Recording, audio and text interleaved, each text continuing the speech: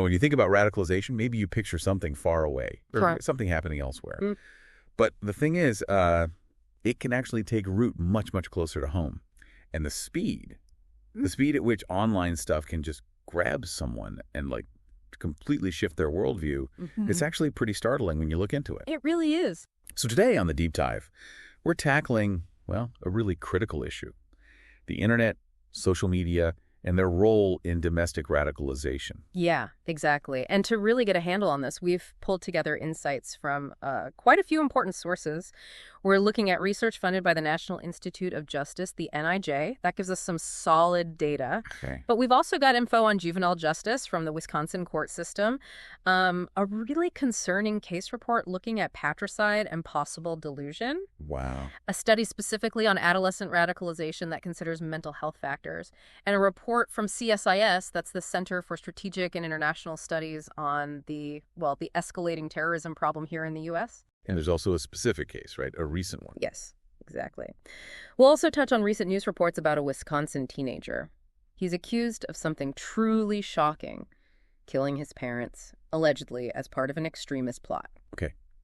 So our mission here for everyone listening is really to get past the sort of quick headlines. We want to understand the really complex connections between being online and the radicalization process itself. We'll explore, the different reasons why someone like this teen, or really anyone, might start engaging with extremist stuff online, and maybe pinpoint some factors that could make someone more vulnerable. Right. The aim is to offer a more nuanced picture than you'd get from just a news flash. Definitely. Okay, so let's unpack this. Where do we start? Let's begin with that connection between radicalization and the internet. The NIJ research makes it really clear this isn't a simple A causes B situation. Right, not straightforward. Not at all. Like we said, the internet can be both a cause and a consequence. Yeah. And it really, really varies from person to person. You might have someone who develops radical views, mostly from what they find online. Okay. But then you have someone else who maybe already holds certain beliefs, and they go online specifically looking for stuff that confirms those ideas. Seeking validation, basically. Yeah, that makes sense. It's not like you just trip over one website and boom, your whole worldview flips. Well, exactly. And that point about how it varies individually, that really comes through when you look at the research on women's radicalization, doesn't it? That was fascinating. Oh, absolutely. That's where it gets really interesting. They found that women, they classified as medium risk. So people involved in plotting, recruiting, spreading material. Right. They actually had more interaction in virtual communities than women in the low-risk groups, like maybe just offering support or traveling to join a group, or even more than those in the high-risk group doing direct action. Wait, more than the high-risk group, too? Yes. More online community interaction than both low and high-risk individuals in that specific study. Huh. So that kind of flips the script on the idea that just more online time equals more danger, doesn't it? It totally challenges that assumption. This study suggests the link is way more intricate. It's about the kind of engagement online, and the person's specific role within those virtual spaces. Those seem to be really crucial factors for understanding the actual risk level. Exactly. It really drives home that you can't just look at online activity alone in a vacuum. You have to consider all the offline stuff, the individual's background, their personality, everything else. Absolutely critical. Okay, so if the why behind engaging online is so different for different people, what are some of those main reasons drawing people to, violent extremist material and these online networks? Well, the research points to a few different motivations. Some people are really just looking for information. Maybe they're curious or they're trying to find justifications for beliefs they kind of already lean towards. Okay, information seeking. Makes sense. Then you have others who are actively trying to spread the information. They want to recruit or just amplify their ideology, get it out there more. Right, the disseminators. And this is really important, there's a big group who are basically looking for social connection, for a sense of belonging, maybe a community they feel they're missing elsewhere. That search for community. That feels really powerful, especially now with so much interaction happening online anyway. It really does. And that NIJ research you mentioned on the far-right forums, it kind of backs this up, right? Yeah. That finding about different engagement levels. Precisely. You see some people actively posting, constantly interacting, really involved in the discussions. But then you have others who are much more passive. They're just lurking, reading, observing. So different people in the same space, Right. but maybe for totally different reasons. Exactly. suggests different purposes. Some might be there purely for the info, others are really looking for that social aspect, getting their views validated by the group. So if we connect that to the bigger picture, well, it means any prevention or intervention efforts have to be really smart about it, don't they? Absolutely. Super targeted. You have to understand the underlying motivation. Why is this person here? And you also need to understand the specific online environment itself. What's the dynamic of that particular forum or platform? Okay, so we're getting a sense of the complexity. Who gets involved, why they get involved. Now, what about the factors that might make someone more vulnerable, more likely to be exposed to this hateful or radicalizing stuff in the first place? Yeah, so the NIJ research and also that study on adolescent radicalization, they point out that certain individual things, beliefs, characteristics, even online behaviors can bump up the risk, especially for young people. Like what sort of things? Things like, well, their racial identity might play a role in how they perceive certain narratives, their existing political views, obviously, and even just how aware they are of what is hateful content or what counts as risky online behavior. So if someone already has really strong political views, they might be more drawn to echo chambers online. They just reinforce those views, even if they're extreme. That's a definite risk factor, yeah. They might actively seek out content that confirms their bias. And it's not just about seeing the content, it's how they process it and react to it too, right?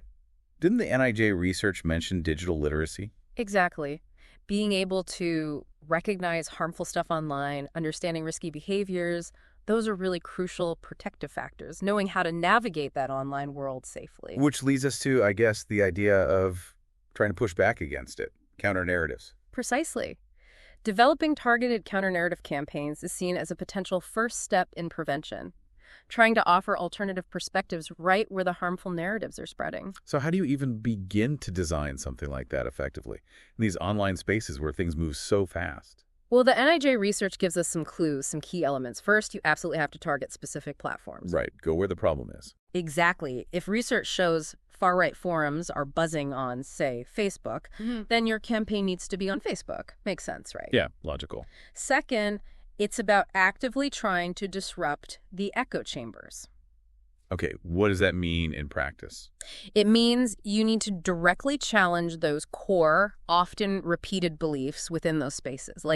If there's a lot of anti-Black sentiment, the counter-narrative needs to address that specific sentiment right there in that context, not just a generic message. Got it. So you can't just shout into the void. You have to get into the specific conversations and challenge the harmful ideas directly. Precisely. You have to break through that reinforcement cycle. What else did the research say was important? Frequency, especially right after some kind of violent event. Oh, okay. Why then? Because emotions are high, things are volatile, and extremist narratives often try to capitalize on those moments. So counter-messaging needs to be present and frequent then. And finally, tailoring the message by demographics. Things like race, gender, where people live, making sure the message actually resonates with the specific group you're trying to reach. It can't be one size fits all. Makes sense. Okay, so shifting gears a bit, this issue of adolescent radicalization. It feels like we are hearing more stories about young people being drawn into these things online. Unfortunately, yeah. It is a growing global concern. That adolescent radicalization study really highlights it. And what's crucial to grasp is that these kids, they're not all the same, not by a long shot. Right, heterogeneity. Exactly. Diverse backgrounds, often really complex needs. You often see a mix of mental health challenges, family issues, societal pressures, their local environment. It's complicated. So any assessment, any attempt to help has to be really individualized. Absolutely. Tailored to that specific kid's situation. And the study really stresses the role of mental health clinicians here. What should they be looking out for? Vigilance is just key. Professionals working with at-risk youth need to be really alert to potential underlying mental illnesses, especially things like psychosis or depressive disorders, also neurodevelopmental disorders. And if they find something? Treat it promptly and effectively. The study also hints that there might be links between certain types of mental health issues and specific extremist beliefs or behaviors. Like that French study you mentioned, the one linking psychosis and trying to convert people, radical proselytism. Yes, that one was significant. It looked at 20 adolescents in a prevention unit. For the 4 kids diagnosed with a psychotic disorder, their efforts to convert others, their proselytism, seemed directly tied to how intense their psychotic symptoms were. Right. And here's the really important bit. When they got antipsychotic treatment, both the proselytism and the psychosis decreased. Okay, so treatment helped both things. Yes. And interestingly, none of those individuals were actually convicted of terrorism offenses, which suggests maybe a different underlying driver compared to radicalized youth without psychosis. That's a really important distinction. So what about the kids in that study who didn't have psychosis but were still radicalized? What were their situations like? They tended to have higher rates of other major life challenges, things like violence in the family, sexual abuse, family members in prison, traumatic family histories, also experiences of intense psychological control within the family. So a lot of background trauma and difficult family dynamics. Seems like it. And their motivations often look different too. More interest in violence, weapons, sometimes linked to wanting excitement, adventure, maybe embracing certain male values or dealing with low self-esteem. And didn't the Dutch study add more about the mental health profiles of young people who actually committed terrorist offenses? Absolutely. That study pulled data from several European countries. It found clinical symptoms of a mental disorder in a really high percentage, like 81% of the young offenders started. 81%. That's huge. It is. And the most common things reported were cluster B personality traits, think impulsivity, emotional dysregulation, also depressive symptoms, intellectual disability, psychosis, substance use issues. Quite a range. Cluster B. So difficulties managing emotions and impulses. Right.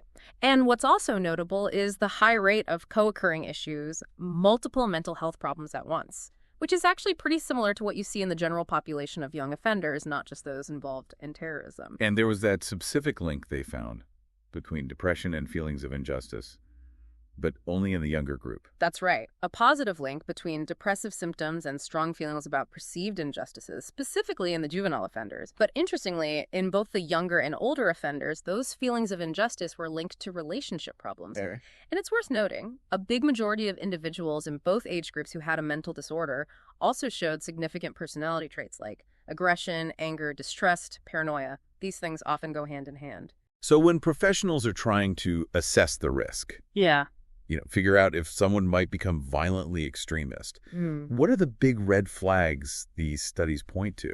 Well, a really strong commitment to an ideology that justifies violence is key. That, combined with intense feelings of grievance, anger, outrage about things they see as injustices. Ideology plus grievance. Those are really central. And they're actually factors included in structured risk assessment tools that professionals use, like VRA2R and TRAP-18. These tools help evaluate risk based on ideology, past behavior, current situation, stuff like that. Yep. And the Australian data also backed this up, showing relatively high rates of mental illness or personality disorder among radicalized youth, often diagnosed before they got involved in terrorism-related stuff. It really sounds like early life experiences, childhood stuff, plays a big role, too, for many. Oh, definitely. The study really highlights the potential long-term impact of childhood adversity and trauma. It's cumulative. How so? These experiences can lead to difficulties that you also see a lot in young people involved in the regular justice system. Trouble regulating emotions and behavior, attention problems, issues with planning, decision-making, what psychologists call executive functioning. Right. We know childhood maltreatment is a predictor for later aggression, and things like abuse, neglect, witnessing family violence, parents with mental illness or substance abuse issues. All these adverse childhood experiences can increase the risk down the line. Wow. It paints a really concerning picture. Yeah. Okay, let's broaden the lens now to the overall issue of terrorism within the U.S. itself. That CSIS data you mentioned sounds pretty stark. Yeah, the analysis from CSIS, looking at data from 1994 up to mid-2020, makes a very strong case that far-right terrorism has significantly outpaced other forms in the U.S. Significantly. Yes. Right-wing attacks and plots were the majority of all terrorist incidents in that period, and the numbers have climbed substantially in recent years. In 2019 and the first few months of 2020, right-wing extremists were responsible for well over 90% of attacks and plots in that early 2020 window. Over 90%. That's jarring. It really is. And the report breaks down the different types of right-wing terrorism they're seeing. What are the main categories? They identify three main ones: white supremacists, anti-government extremists, and incels. Incels. Yeah. Okay. And while these groups have differences, they mostly operate in a decentralized way, meaning the threats often come from individuals, maybe small cells, not necessarily big, organized groups like in the past. Okay, let's touch on each of those. White supremacist ideology. Mm. That seems particularly dangerous with its core ideas about race and that great replacement theory. Absolutely. That great replacement conspiracy theory, the totally false idea that white people are being intentionally replaced by minorities, it's central for many white supremacists. And the most extreme version is called accelerationism. Basically, the belief that society needs to collapse violently so they can build a white ethnostate. And specific attackers have cited this. Yes, people like the Christchurch shooter, Brenton Tarrant, or the El Paso Walmart shooter, Patrick Crusius, they explicitly reference these ideas. And it's also concerning how these groups inspire each other, both here and internationally. The report mentions groups like Atomwaffen Division, a neo-Nazi group linked to violence, and their connections abroad. Okay.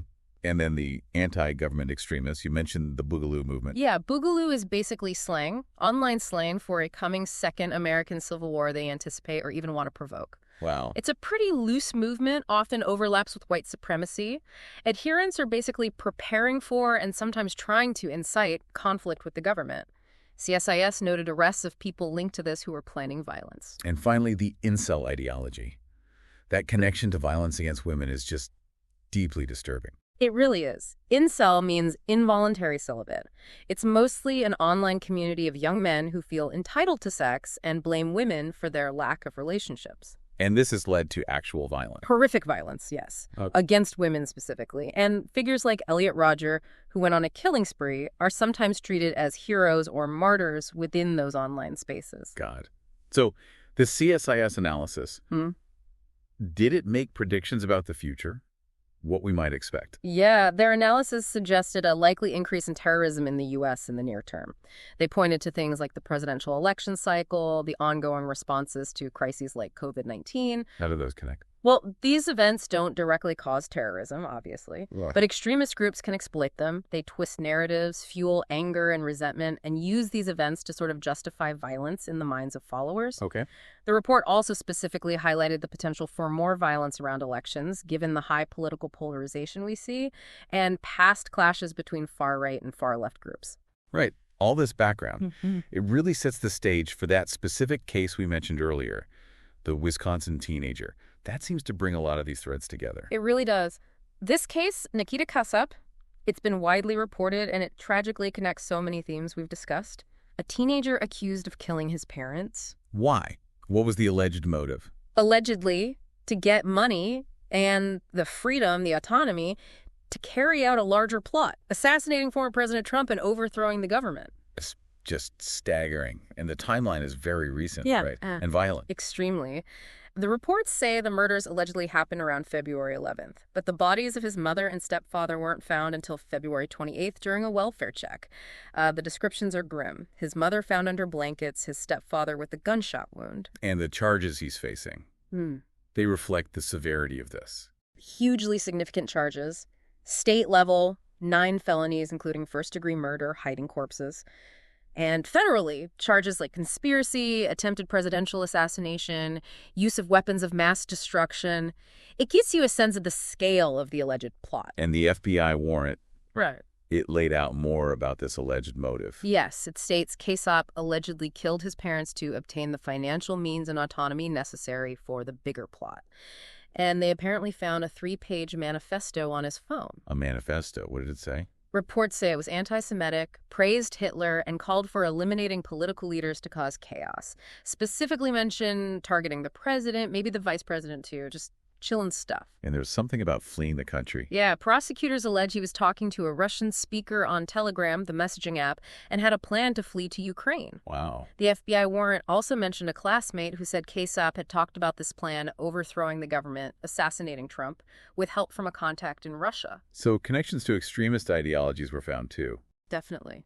Authorities found extremist content on his phone linked to a neo-Nazi group called the Order of Nine Angles. Order of Nine Angle. Yeah. And from what's been discussed online about this group, it's associated with incredibly radical, violent beliefs, even compared to other far-right extremist groups. It really suggests a deep level of alleged radicalization. Thankfully, he was caught before anything else could happen related to that alleged plot. Yes, he was arrested in Kansas. He was driving his stepfather's stolen car, and they found him with a gun, ammunition, and quite a bit of cash. This case, As awful as it is, it really underscores the potential real-world impact of this online radicalization, doesn't it? How these ideologies can influence individuals, even young ones, towards horrific violence. It's a stark reminder. So bringing this all together, it's clear, isn't it? The Right. internet, social media, they play this really complex, tangled role in domestic radicalization. It's definitely not as simple as saying the internet causes it. Not at all. Individual vulnerabilities, those personal motivations we talked about, and all the crucial offline factors, they're all critical parts of the puzzle. Absolutely. And understanding why people engage with this stuff online, the diverse reasons, that seems absolutely essential if we want to create effective ways to, well, prevent it from happening or intervene when it does. Yeah, you can't just paint it with a broad brush like the internet is bad. You need to get specific. Understand the dynamics of these online spaces, what draws people in. And that trend, the rise of right-wing extremism here in the U.S. that the CSIS data showed, that's undeniably concerning, especially thinking about future pressures and events that could fuel it further. It really underscores the need for a multifaceted approach. It can't just be law enforcement. It has to involve communities, educators, parents, and definitely the tech companies whose platforms are hosting these interactions. Everyone has a role to play. So as we wrap up, maybe a final thought for everyone listening, thinking about this case, the Wisconsin teen, and all the research we've covered. How can we as communities, as individuals, get better at spotting those early warning signs? Addressing online radicalization before it escalates to violence. That's the critical question. And alongside that, how do we navigate that really tricky balance? Protecting free speech, which is fundamental, but also protecting people from genuinely harmful, dangerous ideologies spreading online. It's a tough one to think about, but really important as we move forward.